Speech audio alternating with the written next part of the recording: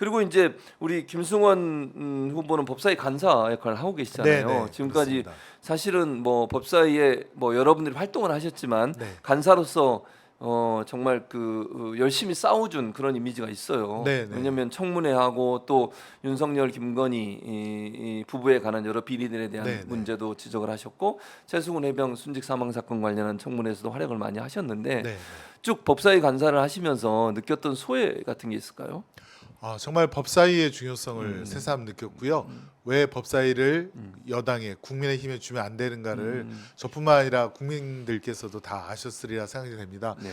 우리 정청래 위원장님과 함께하니까 지금 국민께서 의혹을 갖고 계시는 부분들이 많이 하나하나씩 지금 밝혀지고 있습니다.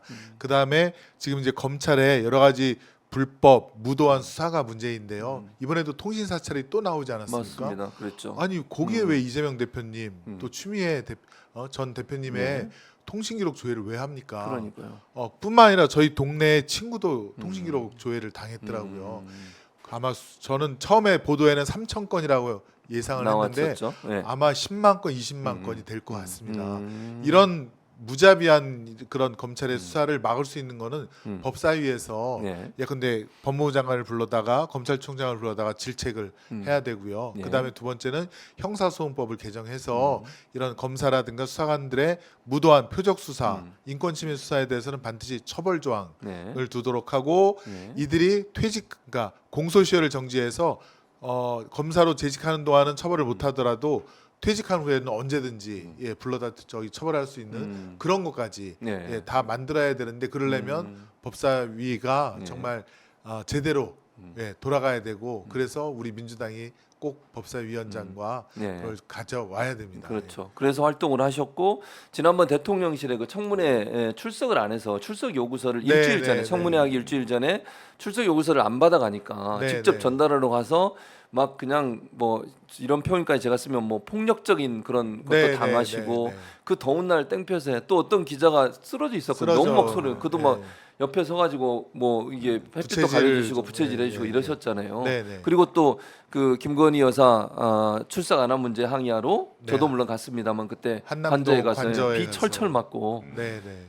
근데 힘들지 않으세요? 보면서 간사하기 힘들다 이런 생각이 다시 들었어요. 대학생 때 그 네, 열정을 다시 맛보는 것 같아서 사실은 네. 뭐 법사위가 머리로도 많이 싸우고 있지만 몸으로 또 몸을 또 쓰니까 그냥 맞아요. 조화롭게 심신이 조화롭게 잘 되고 있는 것 같습니다. 그리고 최근에 이재명 전 대표를 면담을 네, 하고 네, 오셨어요. 네, 네, 그렇습니다. 아마 이제 도당위원장 출마하면서 각오도 말씀하시고 또 네. 의견도 듣고 이러셨던 것 같은데 이재명 대표와 만나셔가지고 어느 정도 몇 시간 1시간 정도 있으셨나요? 어느 정도 있으셨나요? 30분 1시간 정도, 거의 1시간 1시간 정도. 정도. 예, 예, 예. 예. 처음에는 예. 통지 사찰 문제를 걱정스럽게 그러셨군요. 물어보셨고요. 제가 네. 또 판사 출신이고 예. 예전에도 검찰이 신청한 통신 영장에 대해서 저희가 도장도 찍고 그랬지만 사실은 기간이라든가 대상을 많이 제한을 했거든요. 근데 이번에 그런 그 문자 메시지 통신 사찰을 당했다고 하는 문자 메시지를 받으신 분들이 굉장히 지금 많이 나타나고 있고 네. 계속 저희 그 신고가 접수되고 있는데요. 대표님께서 우려스러운 그런 걱정 염려를 하셔서 저를 불러주셨고 그래서 그거에 대해서 제가 그런 걸 말씀을 드렸고요. 저는 이거 한 수십만 건의 통신 조회가 이루어졌다. 3천 건이 아니라 그렇습니다. 그렇게 추측을 하신다는 예, 지금 거죠. 이게 반부패 수사 일부 대상, 그러니까 수사 받는 분들과 저는 정말 관계가 없죠. 예, 전화번호도 모르고 그런데도 네. 저까지 이렇게 온 거 보면은 이게 건너서 맞아요. 했다는 거거든요. 그럼 이게 건너는 동안 아마 수십만 명의 통신 기록이 다 그 검찰에 다 갔다는 거고 거기에는 또 통화한 시간과 장소까지 나옵니다. 그러니까요. 그럼 이 사람이 어디서 뭘 했는지가 다 나오는 검찰이 거죠. 다 나오게 예, 됩니다. 예, 예. 이 굉장한 개인정보 그렇죠. 침해거든요. 침해죠. 그다음에 이게 뭐 범죄와 연결된 분도 아니지 않습니까? 예, 맞아요. 대표님도 그렇고 저도 그렇고 추미애 전 장관도 그렇고. 네, 추미애 장관님도 네, 그렇고 맞습니다. 전혀 범죄와 연결되지 않는 분들조차도 통화한 시간 또 장소 통화한 횟수를 다 조사했다는 거는 예. 그 중에 하나 걸려라. 그러니까요. 쌍끌이식으로. 그다음에 더 분노가 되는 거는 예, 그때 대표님께서 그만 큰일 당하실 뻔했을 때 예, 맞아요. 피습 당했을 때 예. 그때 이렇게 무자비하게 쌍끌이식을 거죠. 했다는 거는 뭔가 반전을 만들려고 또 조작하려고 그렇게 막 뒤졌던 건 아닌가. 그러니까요. 그러니까 그 의심이 드는 이유 중에 하나가 예. 검사가 공소장에 판사가 이걸 지적했어요. 그렇습니다. 판사가 공소장에다가 일본주의라 그러잖아요. 네, 공소장 네, 네. 일본주의인데 맞습니다.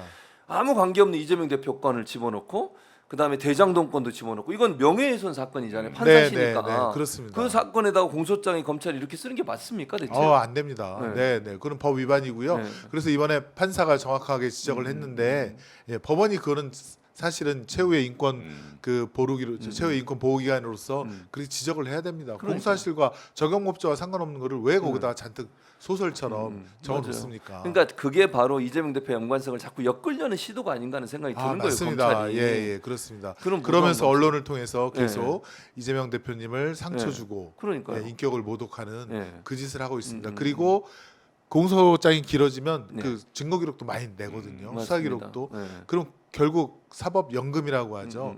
법정에만 그냥 가둬놓고 그렇죠. 어? 다른 일 못하는. 당무를 정치를 네. 못하시게 네. 하는 그런 의도도 보입니다. 반면에 네. 그 부산에 예. 이재명 대표님 테러 현장에 예. 피범벅된 맞아요. 그 바닥을 현장. 물 청소한 거. 네. 경찰이. 그건 이제 겨우 압수수색 딱 한 번 했습니다. 이제요? 다 증거 인멸하고 증거도 없잖아요. 이제. 지난달에 압수수색하고 네.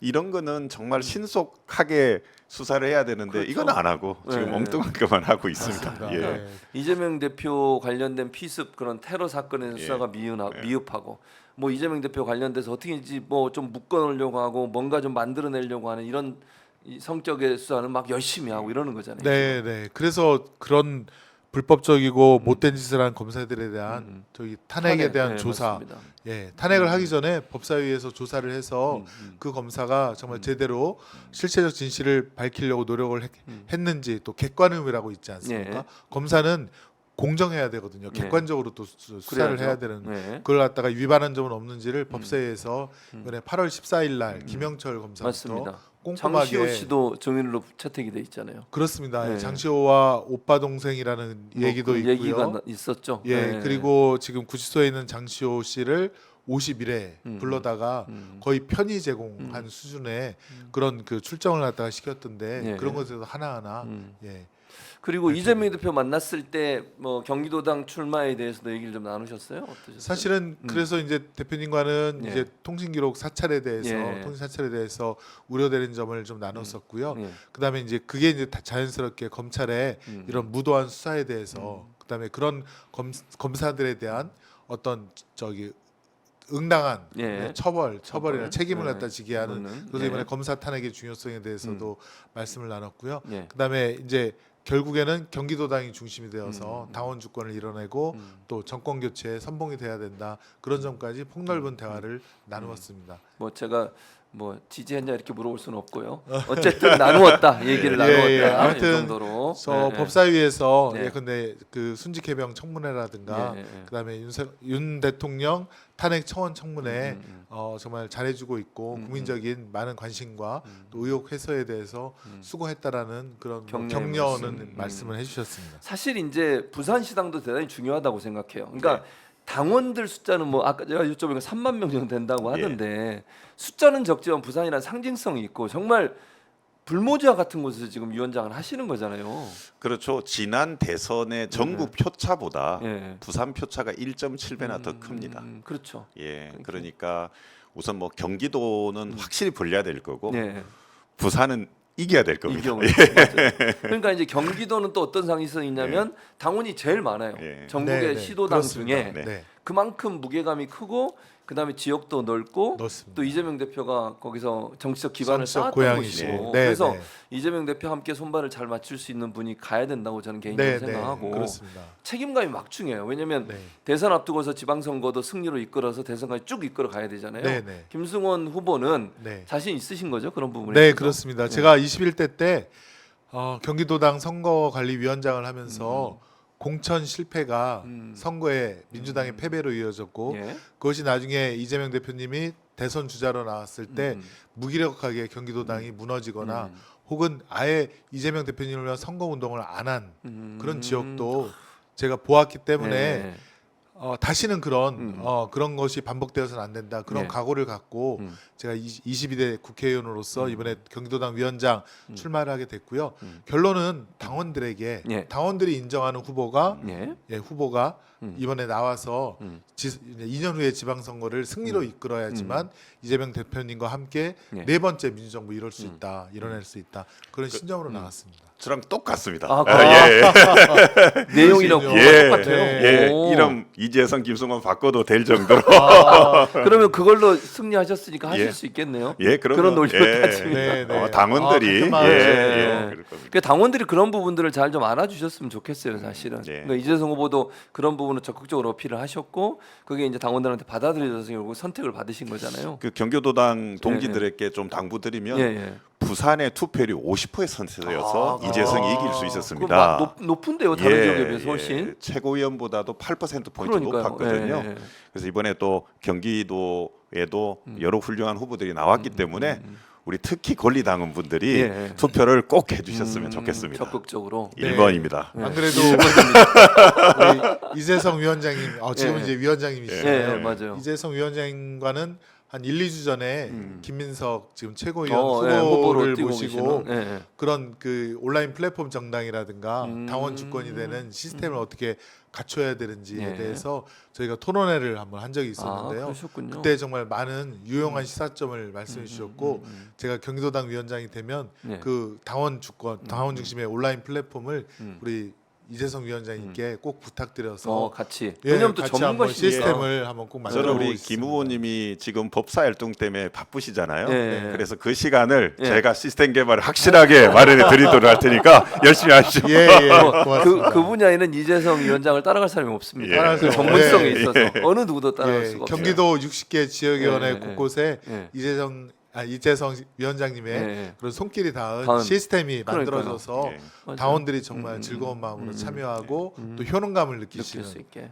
그런 경기도당 예. 그리고 꼭 뭐 부탁드립니다. 예. 또 하나 이재성 위원장이 공약하신 것 중에 모든 걸 무료로 하겠다. 예. 그 무슨 얘기예요? 뭘 무료로 하시는 거예요? 지금 보면은 ARS는 비용이 들지 않습니까? 예, 예. 우리 당에서 자체로 할 수 없는 부분들인데 사실은 앱에서 통신을 주고받는 거는 무료거든요. 아, 그렇군요. 그래서 제가 저비용 구조로 또 당원들이 투표를 행사할 수 있도록 예. 하는 방향으로 가겠다 이런 이야기입니다. 예. 그럼 이 경기도에서도 시도해볼 한가요? 그러면 어떻습니까? 그렇죠. 그러니까 경기도는 하나의 큰 테스트 베드가 될 겁니다. 그러니까 경기도 정도에서 통하면 우리 전국에서 다 통할 거기 때문에 제가 우리 김 후보님하고 예, 그런 같이. 얘기 많이 하고 있거든요. 예. 그래서 투표 끝나면 본격적으로 설계 같이. 들어가겠습니다. 아, 예, 예, 네네. 예. 좋은 아이디어인 것 고맙습니다. 같습니다. 예. 이번에 예. 법사위에서 청문 절차가 굉장히 예. 저희 당원과 국민께 효능감을 드렸다고 맞아요. 생각을 합니다. 예, 그렇죠. 그래서 이제 경기도당도 예. 근데 어떤 큰 아젠다 이슈에 대해서는